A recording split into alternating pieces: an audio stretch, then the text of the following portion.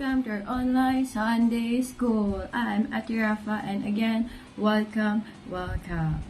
So ready na ba kayo to sing and dance, to hear the word, and of course, to memorize the memory verse and to do some craft? If you are ready, so bago yun, mag-pray muna tayo. Lord, thank you for this day. Thank you for everyone that will participate sa gagawin namin ngayon. And I pray na marami kaming matututunan. In Jesus' name, Amen. So, let's start! So I won't look back. His word.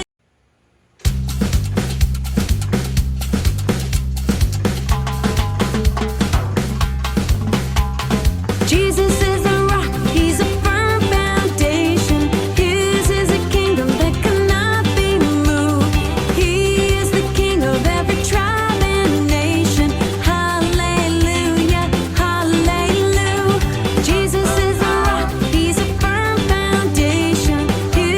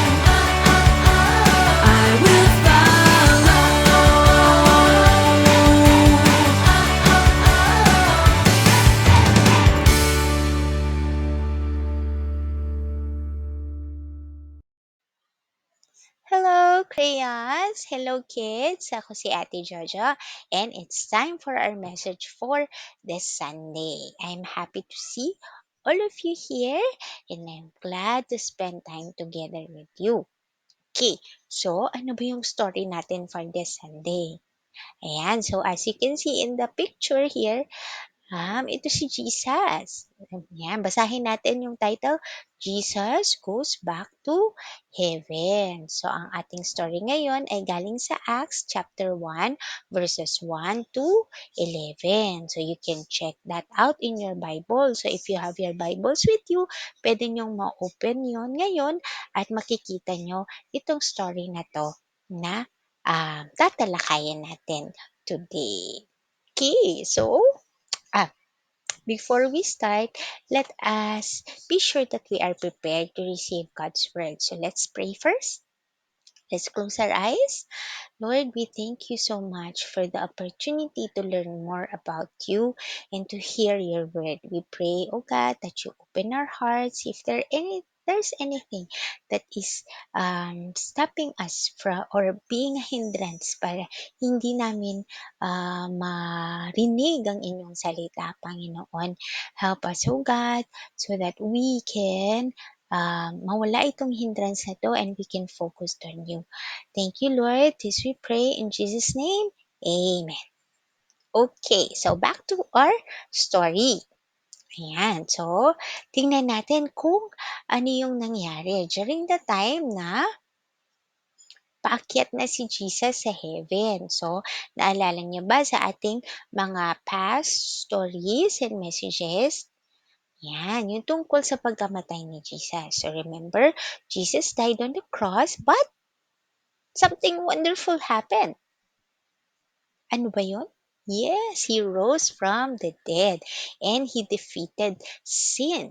Bakit niya ba ginawa yun? Because he loves you and me. Dahil kung hindi ginawa yun ni Jesus, we will not be saved from our sins. There's nothing we can do to save ourselves. So Jesus had to do that for us. Ngayon, kailangan nang bumalik ni Jesus sa heaven.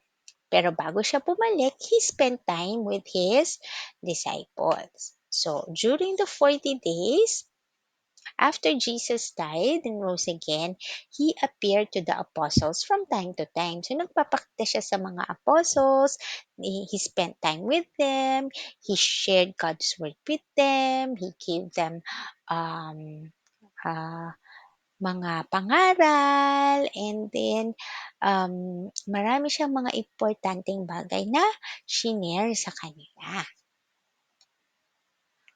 Okay, so isa nga doon ay sinabi ni Jesus that he gave orders not to leave Israel. So, on this occasion, nung kumakain sila, sinabi ito ni Jesus sa kanila. Sabi niya, "Do not leave Jerusalem, but wait for the gift my Father promised." So, ano kaya yung gift na pinamis ni God?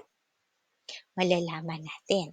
So, sabi ni Jesus, um, this gift you have heard me speak about. And for John, he baptized with water. So, remember John the Baptist, siya yung nagbaptize sa mga tao sa water. Isa na dun si Jesus. So, binaptize niya si Jesus sa water. Pero meron pang baptism na mangyayari. Sabi ni Jesus, in a few days, you will be baptized by the Holy Spirit. So, ang mga disciples ay mababaptize daw with the Holy Spirit. Ngayon, syempre may mga questions yung mga apostles or yung disciples sa kanya. So, one question that they always ask is this one. Sabi nila, "Lord, has the time come for you to free Israel and restore our kingdom?" So, tinatanong nila kung mapapalaya na ba ang Israel at mare-restore na ba yung kingdom. Pero, ito ang sagot ni Jesus sa kanila. Sabi niya, "It is not for you to know the times or dates the Father has set by on his own authority. But you will receive power when the Holy Spirit comes on you. So sabi ni Jesus, huwag niyo nang alalahanin yun. Hindi niyo na kailangan isipin kung kailan mangyayari, ano yung date, ano yung time. Ang dapat niyong pagtuunan ng inyong panahon at atensyon ay maging handa dahil they will receive power. Sabi niya gano'n, you will receive power when the Holy Spirit comes upon you. And you will be my witnesses, telling people about me everywhere. So, mas importante dun sa date and time ay yung pagpe-prepare sa bawat isa sa pagbalik uli ni Jesus. Yan. So, for that, kailangan mag-empower tayo ng Holy Spirit. So, the Holy Spirit will empower us.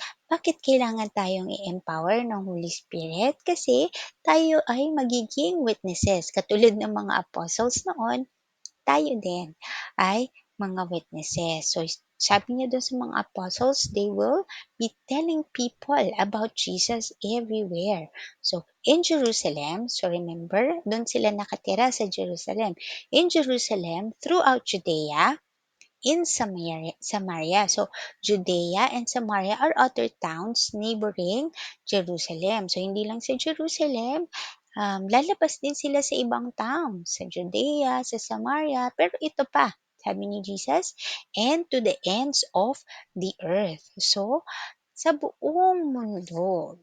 So, dapat maipaalam sa buong mundo ang tungkol kay Jesus. And we will be able to do that. The disciples will be able to do that through the power of the Holy Spirit. So, bibigyan sila ng power ng Holy Spirit. Yan, imagine niyo ba yun? Meron tayong superpowers. Superpowers na galing sa Holy Spirit. Okay, so after Jesus told them all those things, he was taken up into a cloud while they were watching and until they can no longer see him. So from their very eyes, nakita nila si Jesus umaakyat papunta sa itaas at sa langit. Okay, hanggang hindi na nila makita si Jesus. Ngayon, nung hindi nila makita si Jesus, pagtingin nila sa tabi nila, meron silang nakitang dalawang men in white.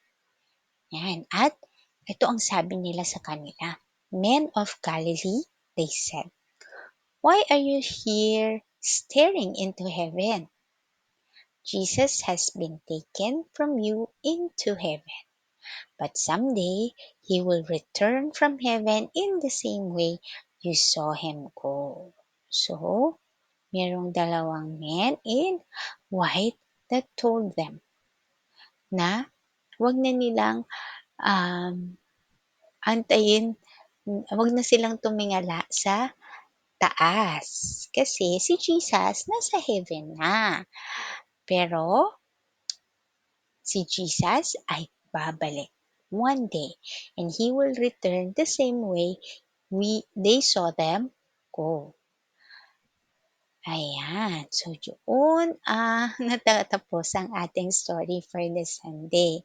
So, makita natin dito yung kung paano umakyat si Jesus sa heaven at sa kanyang pag-alis, meron siyang command at meron siyang iniwan sa mga disciples. At yung iniwan niya, hindi lang para sa mga disciples noon, para din yon sa akin at sa'yo. Ang sabi niya, we will be witnesses. Yan. Ano pong ibig sabihin ng witness? Witness, ibig sabihin ay tayo yung magkukwento kung ano yung nangyari. Magiging witness tayo ni Jesus. So, yung mga disciples noon, dahil kaya alam natin ang mga story na to ay dahil naging witness sila. Kinuwento nila ang tungkol kay Jesus. Sa atin, sa panahon natin, pwede rin natin ikwento sa ating mga kakilala, kamag-anak, kaibigan, yung mga ginawa ni Jesus sa life natin. At pwede natin ikwenta si Jesus according sa natutunan din natin sa Sunday School or sa Bible. Ayan. So, pero gusto kong imbitahin ang ilan sa inyo.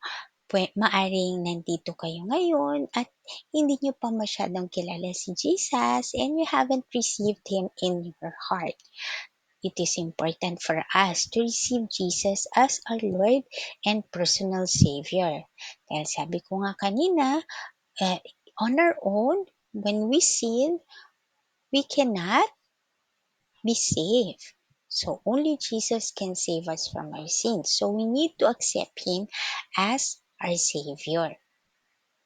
Okay, so I would like to ask you to pray this prayer with me. This is a prayer of acceptance. Let us pray. Lord Jesus, I know that I am a sinner.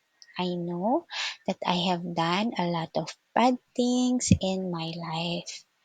And I ask forgiveness for all the sins. Thank you very much for dying on the cross for me. And because of that, I don't have to die because you died already. I don't have to go to hell, but I will go to heaven with you. Thank you, Lord Jesus, for dying on the cross for me and for saving me from my sins. I accept you as my Savior and the Lord of my life. I pray that you come into my heart and be my Lord and my Savior. This I pray in Jesus' name. Amen. Ayan. So, I hope you were able to pray that prayer of acceptance with me. And, katulad nun sa story natin, ang Holy Spirit is here also for us to guide us to be our counselor. So, before we end, let us pray for the Holy Spirit to be with us. Dear Holy Spirit, we thank you for being our counselor, for being the source of our strength and our power to be able to tell people about Jesus. Help us to always listen to you, to always open our hearts sa mga nais mong sabihin sa amin. Help us to be able to follow you in everything. This we pray in Jesus' name. Amen. Okay, kids. So, that's our story for today. So, remember, Jesus will come back one day. And let us all rejoice because He will be with us together, with us in heaven one day. Okay, so before I go, I want to prepare you and let us get ready sa susunod pa nating activity. So get ready for our memory verse and our craft activity. Till next time, bye kids! Hi kids! It's time for our memory verse. I am Kuya Wancho. And I am Manuel. And our memory verse is from John 16 verse 7. Let us read it. It is for your good that I am going away. Unless I go away, the counselor will not come to you. John 16 verse 7. Manuel, do you know who the counselor is? I do. It's the Holy Spirit. Yes, that's correct. Now let's read it one last time. John 16 verse 7. It is for your own good that I am going away. Unless I go away, the counselor will not come to you. John 16, verse 7. And that is our memory verse today. I hope you guys memorize it and share it to your friends and families. See you again next week. Bye!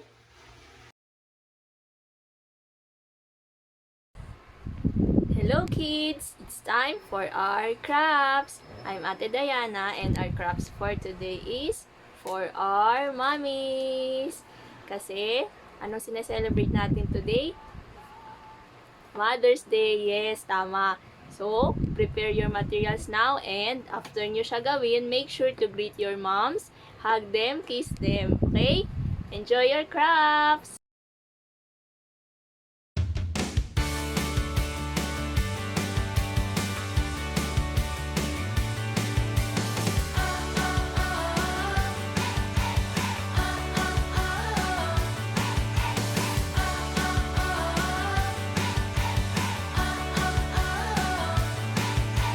Wake me up when I've been dozing. Shock me with the truth that you are the only God.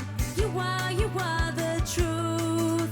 Snap me back so I remember. Shout it in my ear that you are a faithful God and you're right here. I praise and I remember all you say and do. You take care and you will be there. Your word is true. I praise and I remember that you love me so. You will provide and you'll be my God, so I will follow.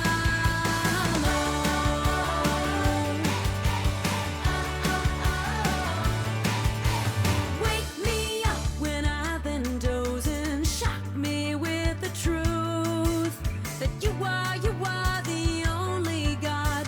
You are the truth.